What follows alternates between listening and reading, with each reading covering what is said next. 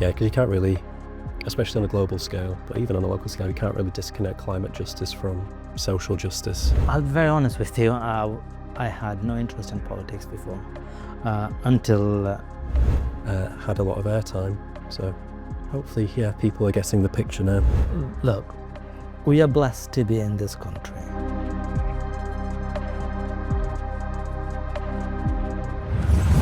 So, welcome to episode 3 of the Oldham Green podcast. I'm Paul, and today we are going to be interviewing, or getting to know Shams, the chair of the Oldham Green Party. So you're in the hot seat for a change.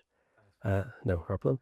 So, apart from being the chair of the Oldham Green Party, Shams, I mean, you're a father, you're a family man, and in your career you're a data analyst. So I suppose you're quite data driven, and hopefully you've got an analytical mind, and you're into evidence-based sort of practices, which we might touch on in a bit.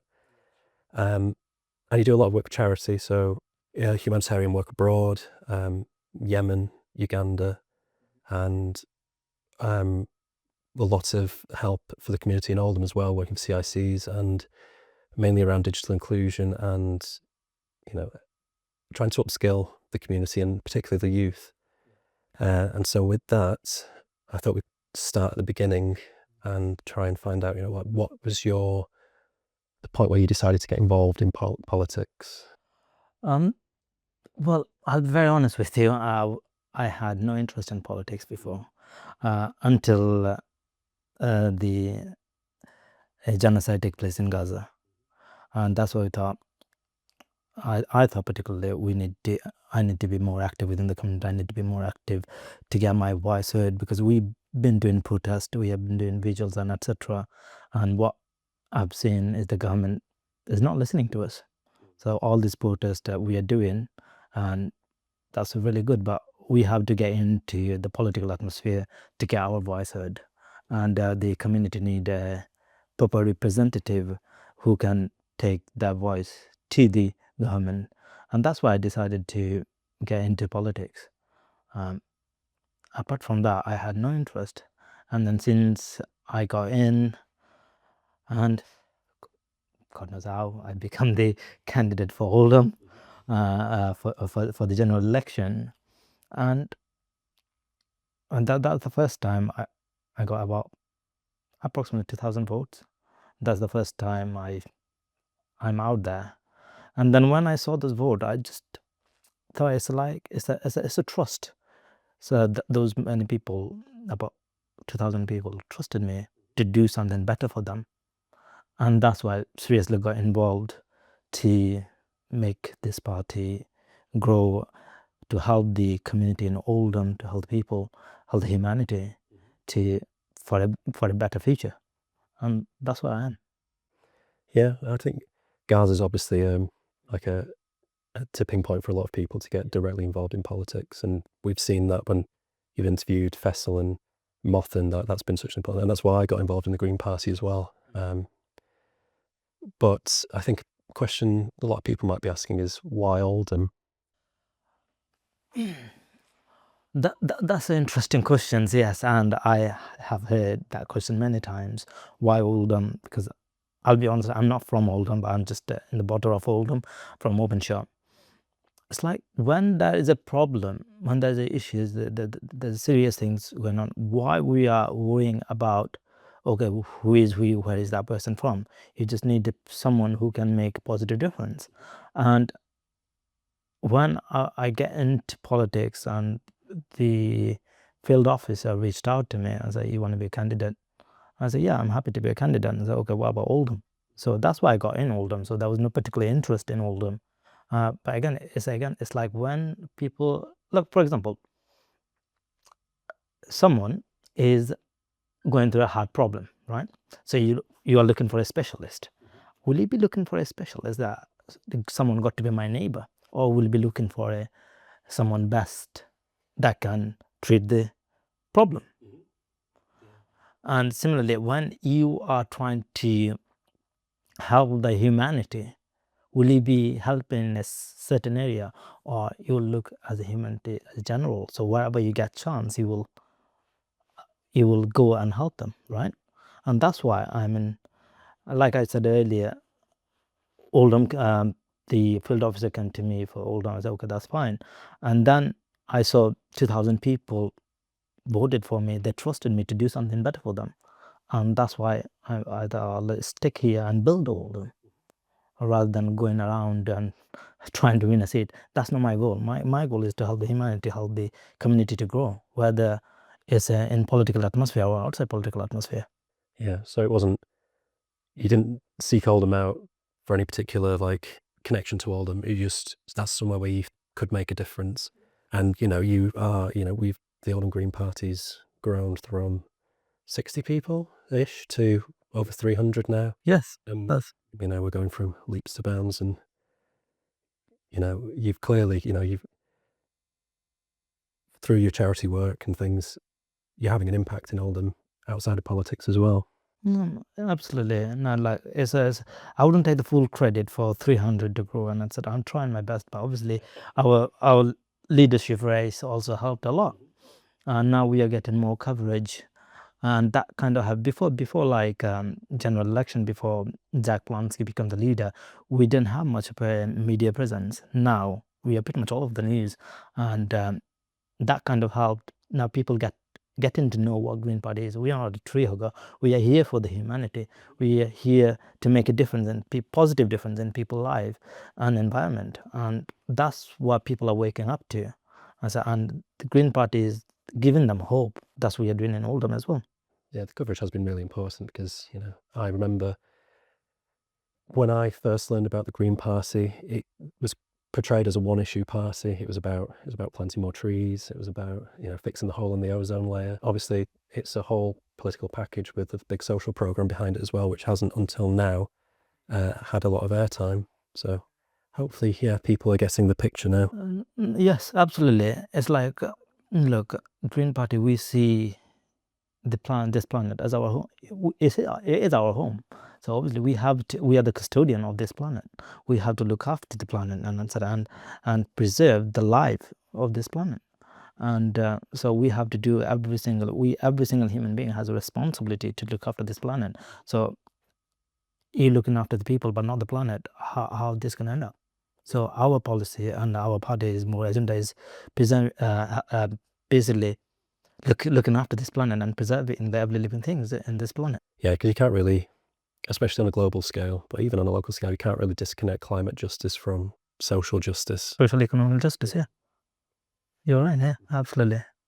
I'm talking about social justice and economic justice on a global scale. So obviously we've said you've done your humanitarian work in Yemen and Uganda.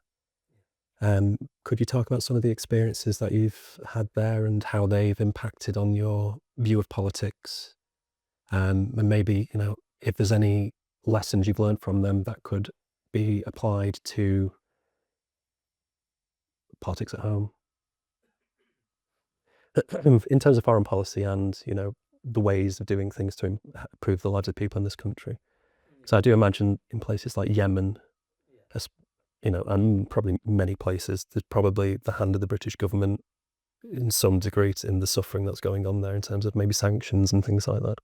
Yeah, so one of my deployment was in Uganda. So I was delivering humanitarian aid to those less fortunate than us. I've seen things that made me cry. I'll be very honest with you. I choked up when you showed me some. Yeah, it wasn't difficult. It was an easy experience. It was very difficult, and I felt like I needed that because obviously that kind of makes you humble. That kind of wake you up in the reality. Because look, in the UK we get things easy accessible, and so we got tap water, for example. It's a basic needs. Tap water from home. You just turn the tap on and you get. But over there, people were struggling for even basic necessities, drinking water, food, and everything. They were struggling. So that kind of shows the inequality within our society. And when it comes to Yemen, even it was worse. I've seen, and like I said, it's the same issues. People were struggling for basic needs, food. The children were malnourished children. That's just like, how could I describe it? It's like a skeleton on the skin, just to have a skin on. And me being a father, it affected me a lot. Like, I don't remember any single individual where there didn't cry that day. That was the difficult day. But this also, again, bringing back to the political atmosphere, foreign policy. Look, Yemen is going through a tough time, that internal conflict and everything. But then on the top of it is a sanction from our government, Western society sanction for that has a huge impact on that. So that kind of trapped in both ways. So if it's difficult to deliver aid on this country when there's a sanction, it doesn't make it easy. And so having a foreign policy that helps the humanity, doesn't matter what country it is, and that's what I think Green Party has.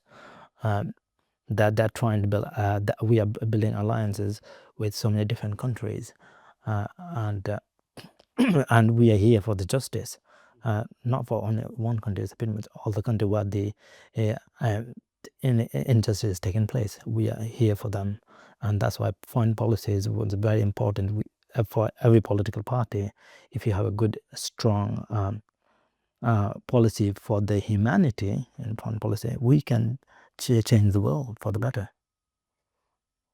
Yeah, absolutely. I mean, it's often been said that our foreign policy, it's the tool of imperialism and capitalism, and these sanctions, they affect the most vulnerable in those countries. They don't affect the wealthies. Yeah, they don't affect the rich, or they don't affect the wealthy ones. It affects the most vulnerable. So we are, for example, there might be an issue for a particular certain individual, etc. But it's like capital. When you put a sanction to a certain country, it's a capital punishment to the most vulnerable. It's like it might not affect the people you're targeting to affect. It affects normally those who haven't done anything, the innocent people, and etc. So they get impacted by it. So probably we have to find a better way to deal with this issue and avoiding such a policy that will impact the humanity. We need to find the root cause what causing those issues. Okay, if the people are there who are doing wrong, and so we need to find a better approach to tackle those issues. It's not just an over there problem. It comes home to roost, because, like you say, we're all on the same planet.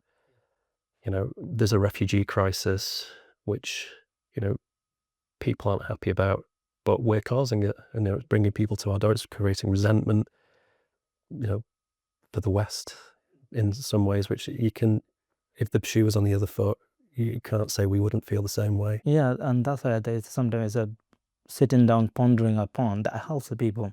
When you ponder, the people in this country coming as a refugee or coming to this small boat, we hear them a lot, but we fail to understand why are they coming to this country. What was the reason behind it? Will you be happy to go to a different country, leaving your family here, risking your life to go to the illegal channel, and etc., risking your life and leaving your family behind or taking your little one with you? It's not easy. They're making the tough choices here for a certain reason. So the thing is, before we become more judgmental, okay, they are taking, it's a media portraying that they are coming and taking our jobs, taking our economy, and etc. It's not that's the case. They're coming for a reason. They're running away from a situation that may take their life away and everything. And we should be helping them find a better path, make a legal route for them to come, rather than if there's a legal route, they wouldn't come through illegal channel. And probably and those people who are coming, they have skills, they have talent, they have some of them might be doctor, engineer, and etc. And utilize those skills to help our economy as well. We need to have a better approach for this issue, rather than just pointing finger like the way media and far rights are doing. Yeah, well, there's a lot to unpack in that, isn't there? And they're in an impossible situation. They're coming over here stealing our jobs, but actually asylum seekers aren't allowed to work, and they're coasting in hotels in luxury, but we won't let them work. So what are they going to do? Funny thing is that there's a luxury hotel. I know, and it's a travel lodge and it's a bed. It's like if you go there and see the hotel they're living in, it's not luxury. No, not at all. It's like probably in one room that so many people are there. It's not luxury. It's just a roof they have over their head. But it's not luxury. It's like, it's again, media. When you hear it's a hotel they're living in, it's by default our mind goes, okay, it's like probably some, they're on a holiday, they get better treatment and stuff. They're not getting better treatment or anything. It's worse than living at home for certain people as well. So this hotel we talk about is just a temporary accommodation for them, and it might be like in one room 2-3 people living. So again, to make the system fairer, we have to process them in a proper manner with a human way. You talked about the foreign policy aspect of it.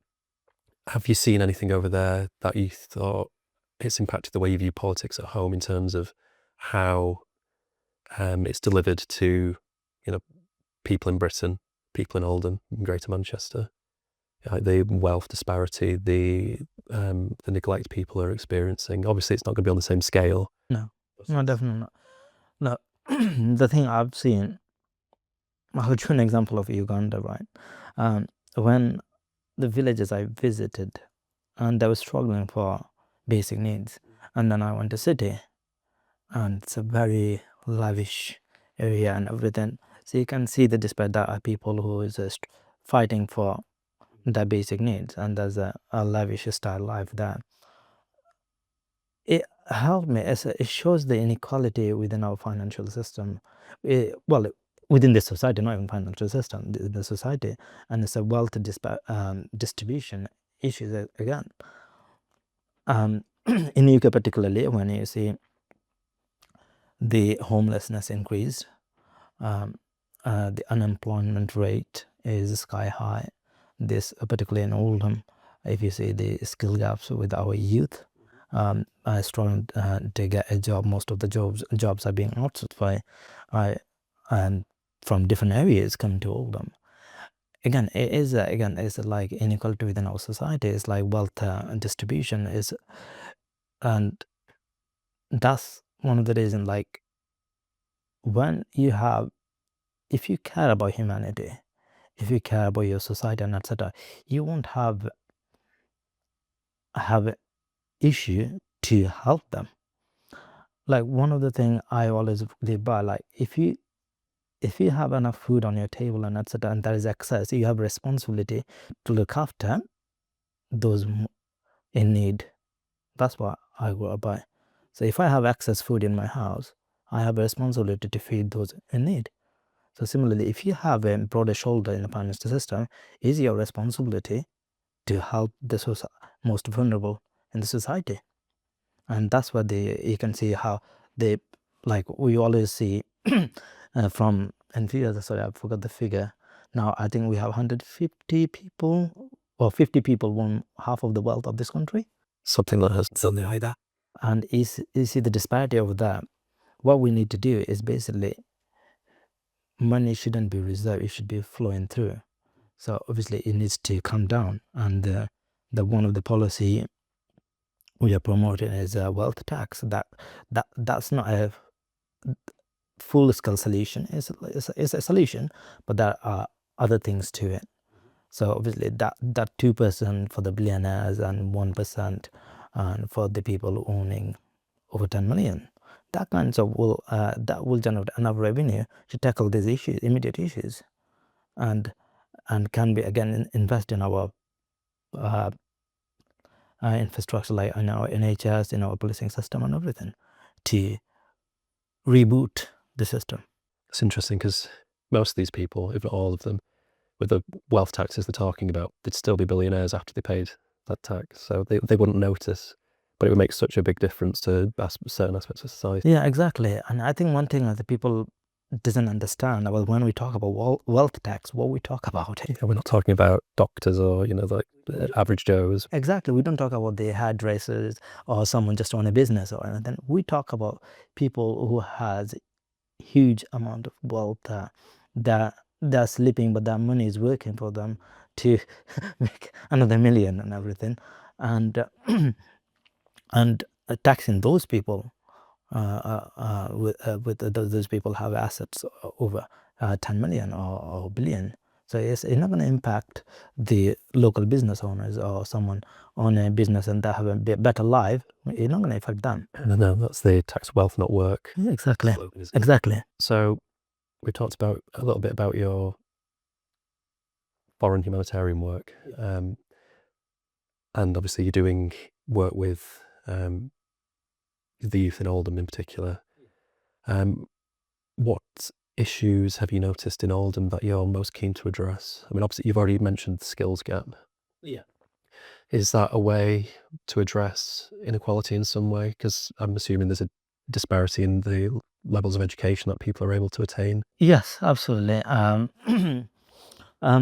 So look, particularly when it comes to Oldham, the thing I've seen, I had a chat with a few youth as well, and they're worried about their job, their future, and it's a career. So that brings to skill gap, the qualification gap, education gap that I have. That's one thing we need to address. Again, if you look at the homelessness as well, that's another issue I've seen as well. Then getting them the affordable home, that's also one of the biggest priority as well. So these are the issues I'm thinking. So I'm working with the CIC, community interest group or interest group, to tackle some of these issues, like bringing in people, better youth and elder, to become more digitally inclusive. So that kind of bridge the skill gaps they have, and hopefully with this thing we can and equip them with enough skills so they can learn to a better job. So these jobs that are kind of being outsourced, that can be filled by people in Oldham. And similarly, there's other initiative we are working on to make the people life better. As you know, you mentioned the homelessness issue, which I know a lot of people in Oldham are concerned about, because you can see it. You look out the streets, so you drive down Broadway and there's people coming to your car. It's not something that can easily be swept under the rug. No. What do you think, aside from, is the solution to build more houses? Is that the only solution? Do you think there's other areas of need that feed into it? Absolutely, absolutely. Look, when we talk about homelessness, right? My personal thing is, you can make more houses, and that's what one of the things we'll be doing. We'll make more houses, but is that the solution? Rightly so. Is that the solution? That's the question we are thinking. And my personal opinion, it's not the solution. Yes, a house can give them the home. We can give them a house or go live there, but then we're not really addressing what is the root cause of them being homeless. There's so many things need to consider. Factors like, for example, employment issues, wealth inequality issues. This all tie back to the homelessness. Like, I'm giving someone a home. Let's say, okay, this is the home we built for you. You go live there, and then every month you have to pay rent, right? Whether it's from council, you still have to pay rent, council house. If it's a private landlord, you still have to pay rent. And if you don't have a job, how would you pay the rent? Or if you have the other issues, health issues and etc., will you be taken care of that or the rent? Then have you read the recent article? Is accusing the homeless charity for, I think it was like evicting the people from the house. That was one article I think I just had a quick glimpse through. So basically, a homeless charity, I think they're giving the eviction notice to the tenant. A homeless charity. Now, so that kind of got to think like, okay, is that the homelessness is a real issue? It is a real issue, but is that the root cause? What's the root cause? Probably the unemployment was one of the root cause, because how would you pay the rent? And when we talk about affordable house, how do you judge the affordable? Every single individual affordability is different. So I think to address the homeless issue, there's quite a few things we have to do. One, we need to address the employment gap that we see in this society, and the other is obviously for the employment gap, we have to address the skill gap they have. So these kind of and then other factors as well, like the sorry, what's yeah. So this type of thing. So there are quite a few things you have to address first before you address this. So all three goes hand by hand. Okay, you give them home, give them a job, or train them enough so they can get a job, and then hopefully it will reduce the homelessness. But again, and for that you need to have a house. So obviously we will be building that house as well. But along with this, these things needs to be considered. Yeah. So it's like a holistic approach where you look at the whole person. You don't just look at the housing situation. And that's like what you're saying about sort of the picture of society as a whole, a broken society, and we're looking at the whole, like the social, economic, and the whole picture. Exactly.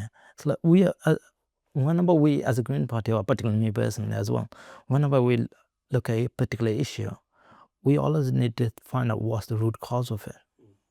Is the home is the only the root cause, or there's other factors why these people are homeless, and why these people probably had a home house before, and why they don't have it now? Is it because of they couldn't afford the rent, or is it that don't have that something happened and then they're not getting any jobs anymore? Because everything ties back to one thing. So obviously to change one thing, you have to change the other change the status of homeless to give them a home. You have to change the other issues that are going through. Yeah, it's all interconnected. So if you've got a health issue that's impacting your housing situation, that's going to impact your health further and feed into a cycle. Your mental health's going to suffer. You can't get a job really if you don't have a house, I assume, because you don't have a fixed address or a bank account. And So it's a catch-22 situation, right? So that's why, as a Green Party, and even me personally, I focus on the root cause. When you identify the root cause and eliminating the root cause, that will resolve half of the problem that our society is facing. Is that your data brain coming in? And do you think an evidence-based approach is important to tackling these issues? Absolutely. People talk about, look, you're saying people are homeless in the face level, but you're not really seeing what actually going behind the scene. So evidence-based approach will be very crucial to tackle any issues in this probably now current society, the society we are living in, everything digital. So evidence-based approach is very crucial. I was just thinking another issue, especially in the last few days of recording this, crime in Oldham, criminality and social behaviour, particularly youth criminality. We had a mass brawl in central Oldham on Friday. What would you say would the solution or possible solutions to those concerns be? I'll go back to my previous answer to that for this question as well. The youth, the criminality or the antisocial behaviors or whatever we are saying, we need to address the inequality issues they are facing. What if they are in an environment, they have a job, or they have a better education and etc., they will be more focusing on those. It comes to like when you have a spare time, what are you doing on that time?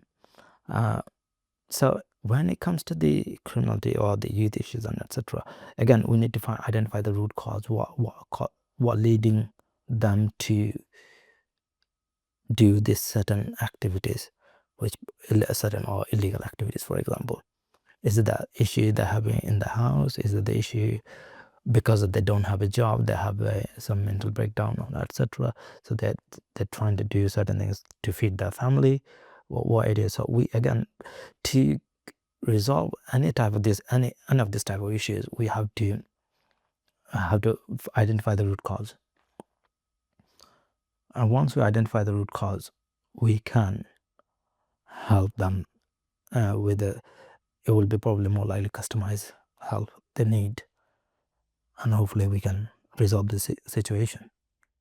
I imagine, like the homelessness issue, it is a holistic approach as well, like customized to the person. But you not to name drop, but one of the CIC you work for, I know they advertise themselves as a third space, and that seems to be something that, with 20 years of austerity, the cost of living crisis, people don't have access to a space. You get your work, your home, and the place where you decompress, socialize, and express yourself. And children, or young people especially, are like, there's youth centres have shut down. Hobbies are increasingly more expensive. Do you think organisations like that charity have a role to play in giving the youth an outlook, giving the youth somewhere to be? Absolutely. No, absolutely. Look, organizations like CIC or any charities and everything, or homeless charity and everything, they have a role to play in all these things. Like CIC said, they do third space, use as a third space where people can come together, get to know each other, or get advice from each other. That kind of shape their view of the society, shape their view. Similarly, having a youth hub or having a place where people can come together, share ideas, or even socialize, get to know each other. That kinds of reduce so much issues. That helps the society in growth and everything. For example, when two people get together in different background and everything, they come up with brilliant ideas to help the society. Or if someone is facing an issue, and they don't know where to go, and the social, the community hub or the social hub or youth hub, probably the best place for them to go and share their experience and learn from each other, and that kind of help to build whether it's a career or is the help towards the situation they're facing in this life. So it has a charity. CIC has a crucial role in this, and I think in Oldham also is much needed to build this type of community hub where different background of people can come together, learn about each other, help each other, share ideas, even advise each other to help the youth and our elder generation to stay safe and help the youth to grow. Just what you were saying about bringing communities together, just reminded me about, we've talked about inter-community issues, about problems with Islamophobia. So is this the sort of thing you think could help bridge those communities, these sorts of, or is there other ways we can do that as well? Well, these are very much needed to bridge the gap in terms of the building bridges across communities. So, like for example, you and me, completely from different background, right? And we've got a lot of similarities when you boil it down, and when you break those things. Exactly. So like a few months back, probably didn't know me who I was and everything, and now we have a similar interest, which we get to know each other. And once we know each other, we talk to each other, and we have a lot of similarities between us. So it might be just the skin color is different, or but we are all a human being, and we have so much similarities. So we have to focus on the similarities rather than the differences. Accept each other differences and grow. So I think this community hub will be one of the places where we can bring people from different backgrounds, sit down, identify what they're interested in, and kind of probably help them towards to certain activities when they can do things together, and that kind of bridge the gap. They got to know each other. Like one of the CIC, I help out, basically, not work, help out. And I met so many people, from different background, and we get along each other. And some of them don't know how the certain point of view of Islam or anything, but once they get to know you, they understand you. And the phobia, we call it, if it's a phobia, genuine phobia, they just say, okay, they overcome it. So again, it's like getting to know each other, but having that space within the borough, within every community, where people from different backgrounds are welcome, and do certain activities together that each other has interest. That will reduce the hate or whatever, or build bridge across the communities, and that kind of helps to grow the society as well. So to finish, we could just do some little quick fire questions just to get to know you a bit better. And I've thought of this question, but I think I already know the answer. Okay. So where's your favourite place in Oldham to grab a coffee? Near Sainsbury, my Karakshay. Yeah, they do have a good Moroccan tea as well. They have a lovely food too as well. Yeah. Can you think of a good soundbite for a good piece of advice that you live by or you try to live by that sums up your outlook or philosophy? The things that I live by is that I have a responsibility towards every single human being. And this is not even have to say every single living things in this planet. I have a responsibility, and if I don't fulfill my responsibility, I'm accountable for it. So that kind of helped me to push myself to do the right things for the society, and that's why I'm involved in charity. I'm involved in CIC, in politics, anywhere I can help to make the positive difference for the even if it's a small group of people. If I can, I should be there. Yeah, and I have said before, I don't know how you fit it all in with so many responsibilities and volunteer. Look, we are blessed to be in this country. We have a roof over our head, and our children go into good schools and everything. And we have, alhamdulillah, we have decent job and everything.